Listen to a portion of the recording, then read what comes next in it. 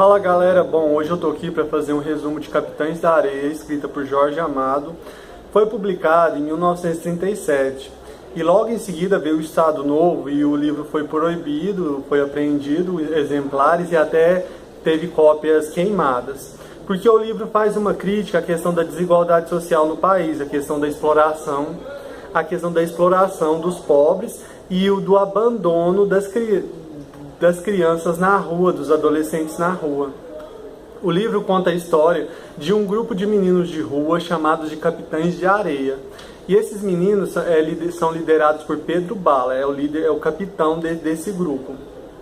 Então o livro começa com uma reportagem do Jornal da Tarde, onde ele faz uma denúncia do roubo desses meninos e cobra uma atitude das autoridades. Aí nas outras edições vem cartas das autoridades justificando, do juiz de direito, do secretário de polícia e do diretor do reformatório, e eles vão jogar a culpa no outro para não fazer nada. E essas cartas o jornal coloca na primeira página, nas páginas de destaque.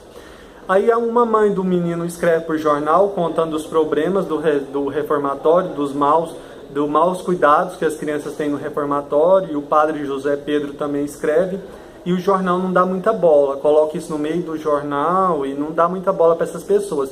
Ou seja, o jornal puxa saco dos poderosos. Então o livro vai mostrando como essas crianças roubam, como é a vida delas em Salvador. A história se passa em Salvador e as crianças moram num armazém abandonado na praia, na areia. Então o livro começa mostrando isso, como eles se organizam para fazer esses roubos. E tem um personagem que chama Gato. O Gato, ele vai se envolver com a Dalva, ele vê a Dalva e se encanta por essa mulher, ela tem um caso. Aí ele vai e descobre que o homem da Dalva trai ela, o caso dela trai ela com outra amante.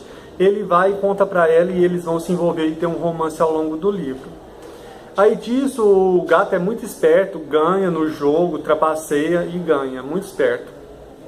Aí nisso o cara vai fazer uma encomenda, um outro cara, para eles trocar um pacote em uma casa. Aí vai o Gato, o Pedro Bala e o João Grande, e eles trocam um pacote por outro na casa e dá tudo bem sucedido. Aí nisso chega um carrossel lá em Salvador e o Volta Seca e o Sem Pernas vão trabalhar nesse carrossel e de madrugada eles ligam o carrossel para os capitães se divertirem. Aí nisso o padre José Pedro, que é um padre que quer catequizar as crianças lá, os capitães, ele pega um dinheiro de doação e chama os capitães para ir lá, que ele vai pagar a entrada deles para eles andarem nos carrosséis. Aí eles falam o seguinte: ó, capitão, a gente já vai lá há muito tempo, porque dois de nós trabalham lá. Aí num dia eles chamam o padre para ir junto com eles. Aí o padre vai no carrossel, só que uma das senhoras Carola vê o padre lá junto com os capitães e xinga os meninos, chama eles de ladrões e dá uma moral no padre, fala que ele não pode andar com esse tipo de gente. O padre fica triste por causa disso. Aí nisso acontece que eles roubam as casas. Só que para isso tem um Sem Pernas, que é um que tem deficiência, que manca de uma perna. E sempre o Sem Pernas vai primeiro e pede auxílio, trabalho, para ficar na casa para reconhecer o território. Aí o Sem Pernas vai e pede isso na casa de uma senhora, ela chama Dona Esther, e ela acabou de perder o filho dela, e ela vê o filho dela no Sem Pernas e deixa o Sem Pernas ficar, e ela e o Sem Pernas vão se afeiçoando. E nisso o Sem Pernas fica um tempo a mais do que o previsto, mas se sente culpado por estar enganando ela, mas no fim ele volta pro grupo e o grupo rouba a casa mesmo. A Dona Aninha, que é uma mãe de santo, vai ter o seu Ogum apreendido e ela vai lá, pede para os capitães recuperar ele lá na polícia. O Pedro Bala dá um jeito de ir preso e recupera o Ogum para a mãe Dona Aninha. Aí nisso vai acontecer que tem um pirulito, um que quer ser padre. Um dia ele vê um Cristo bem magro na porta de uma loja e ele rouba esse Cristo e a partir disso ele fica orando para esse Cristo, imaginando o padre. Aí acontece que tem um surto de varíola na cidade e um dos capitães fica doente, o Almiro, e ele chama o padre fala que tem que chamar a família do Almiro e eles não querem levar o Almiro para o Lazarento, que é onde ficam os doentes, só que a maioria morre. Aí eles concordam em deixar o menino ir para a casa dele. Aí nisso o José Pedro, o padre, chama um médico, mas o médico denuncia o padre porque ele estava cobertando um menino doente com varíola. Aí o arcebispo chama o padre, dá uma dura no padre, chama ele de comunista, fala que ele não está cumprindo os preceitos da igreja, não está sendo fiel aos mandamentos. O padre fica bem triste, ele dá uma dura no padre mesmo. Aí disso acontece que a mãe da Dora vai ficar doente de varíola e morre. A Dora fica com o irmãozinho pequeno, o Zé Fuinha, e ela vai tentar arrumar emprego, mas ninguém quer dar emprego para ela porque porque a mãe dela morreu de cachumba. Aí nisso, ela vai parar nos Capitães da Areia, só que os meninos querem estuprar ela, só que o João Grande não deixa, e porque não tem, até então não tem mulher junto com os capitães, o João Grande não deixa, e ela acaba entrando pro grupo e acaba virando uma espécie de mãe, porque ela sabe costurar, ajuda a cuidar dos meninos, uma mãe e uma irmã, mas ela e o Pedro Bala vão se apaixonar.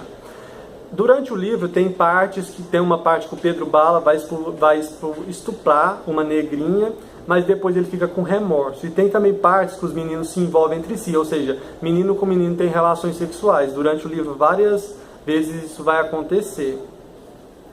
E também é o seguinte, tem uma parte que eles vão assaltar uma casa, só que aí eles vão ser presos. Só que aí o Pedro Bala dá um jeito de enganar os policiais e os meninos fogem. Só ele e a Dora vai ser preso. O Pedro Bala vai para o reformatório, a Dora para o orfanato. O Pedro Bala vai ser muito castigado, torturado, mas eles ajudam o Pedro Bala a fugir. Eles vão libertar a Dora, só que a Dora já está doente. E quando ela volta para o armazém, ela fica mais doente, ela e o Pedro Bala transam e em seguida ela morre. Aí o querido de Deus, que é um capoeirista, amigo do grupo, vai levar ela no barco e joga ela no mar. Aí o Pedro Bala vai falar que ela virou uma estrela. Aí nisso o professor, que é um intelectual do grupo, que gosta de ler livros, um dia um cara viu ele pintando na rua para ganhar uns trocados e deu um cartãozinho para ele, convidou ele, falou que ele tinha futuro, só que nesse dia ele não acreditou nisso, e tempos depois ele jogou o cartãozinho fora, e tempos depois, com a tristeza da morte da Dora, ele vai ir atrás desse homem. Esse homem arruma um estudo para ele lá no Rio de Janeiro. Ele vira um pintor famoso retratando a vida do sofrimento dos meninos de rua. Aí nisso o gato vai decidir para Ilhéus, vai junto com a Dalva para Ilhéus, porque lá tá o Bundo um Cacau, e o gato vira um vigarista. O Volta Seca é preso, é torturado lá. E nisso, quando ele sai da cadeia, ele decide ir para Aracaju, ficar junto com os meninos maloqueiros, que é outro grupo de meninos de rua. Mas no meio do caminho, o trem é assaltado, e é assaltado pelo padrinho do Volta Seca, que é o Lampião. Que ao longo do livro, várias vezes tem notícias do Volta Seca pedindo para o professor ler notícias do Lampião, que é o grande ídolo dele. Aí o Volta Seca entra para o grupo do Lampião, vira um cangaceiro forte, valente, até que ele é preso e condenado a muitos anos de cadeia. O Boa Vida vai virar um malandro de Salvador. O Sem Pernas, numa perseguição da polícia, ele acaba se jogando do muro e morre. Aí nisso o Pedro Bala, antes disso o Sem Pernas vai ir na casa de uma solteirona para roubar novamente. Ele acaba envolvendo com essa solteirona, transando com ela, mas depois ele larga ela e eles roubam a casa, e depois disso o Sem Pernas é perseguido pela polícia e se joga do muro e morre. Nisso Pedro Bala não sabe muito qual vai ser o futuro dele. Aí o João de Adão e um estudante, Alberto, procura o Pedro Bala para ele ajudar. Vai ter uma greve dos motoristas de bonde, e eles não querem que ninguém fure essa greve. Chamam os capitães de areia para não deixar ninguém furar. Aí nisso, antes, o João de Adão tinha contado que o pai do Pedro Bala tinha sido um estivador e que morreu na greve, lutando na greve. Aí os capitães vão lá, não deixam ninguém furar as greves, e o Pedro Bala começa a entrar no movimento dos grevistas, a ser um ativista, organizar greves pelo país inteiro, e nisso o livro acaba. acaba que o Isco Pedro Bala se tornando um grande líder.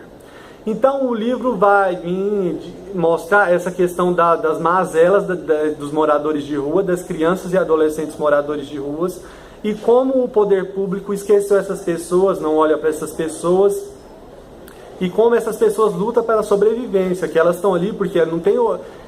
O meio fez elas ficar daquele jeito porque não tem outra oportunidade, elas estão ali lutando, roubando para sobreviver, para se alimentar, para não passar fome. Então o livro vai fazer uma crítica contundente ao esquecimento que o poder público faz para as pessoas moradoras de rua, no caso enfocando as crianças e os adolescentes. Também tem a questão da violência contra as mulheres, do estupro, que o Pedro Bala estupra a menina no meio do livro também, essa questão da violência contra as mulheres, que esse meio de rua é um meio muito violento, também mostra isso. E a questão do prestígio que o jornal dá, a parcialidade que o jornal assume em favorecer a voz dos ricos, dos poderosos, e de certa forma apagar a voz dos que não têm tanto poder assim. O livro no começo é um pouco assim, difícil de ler, mas a terceira parte do livro é a melhor parte, a parte mais emocionante. Então o livro é isso, pessoal, vai falar vai fazer uma crítica à questão da vivência, de como os meninos vivem abandonados na rua, do abandono dos meninos na rua. É isso, pessoal, até a próxima.